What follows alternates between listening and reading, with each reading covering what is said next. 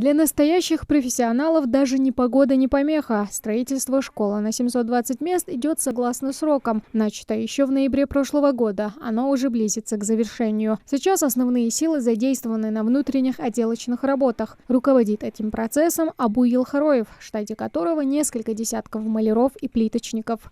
На 3 этажах полностью штукатурка, шпаклевка, янитка. Кафель, 1-2 этаж, я лед 3-й, бог ласку, болбиш. После этого, после завершения кафеля, нярежи хаин лахтиш, нярежи ламинат дуа, тахка, и мусака уборщик, а потом будем устанавливать мебель.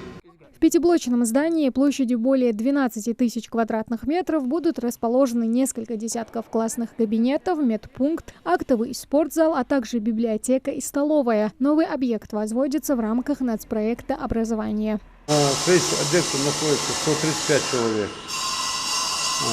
Также находится где-то в пределах около 10 единиц техники, в том числе экскаваторы, погрузочные машины, манипуляторы, самосвалы.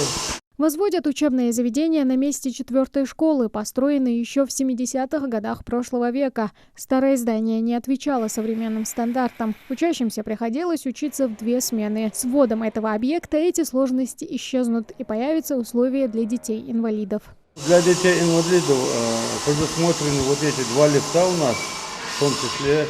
Потом на входе в здание предусмотрены для детей-инвалидов пандусы для подъема и входа в здание. Параллельно с внутренними отделочными идут работы и на пришкольной территории. Строители уже приступили к благоустройству. Работают по благоустройству площадки, окружающей территории, здания школы.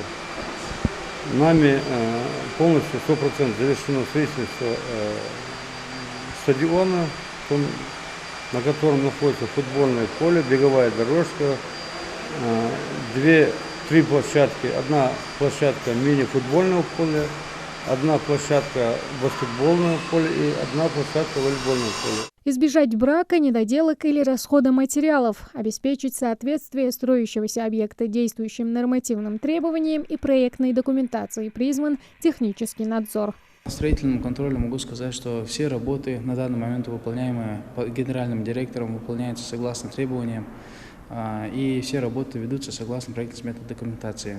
Неотъемлемой частью нашей работы является это, чтобы все работы были согласно проектно-сметной документации. Мы делаем все для того, чтобы все было качественно, нам предъявляют сертификаты качества.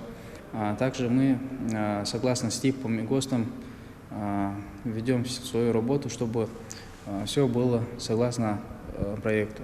Сдача школы намечена уже на конец этого года. Подрядчики обещают успеть в срок. Тамара Хшагульгова, Магомед Шаухалов, Новости 24.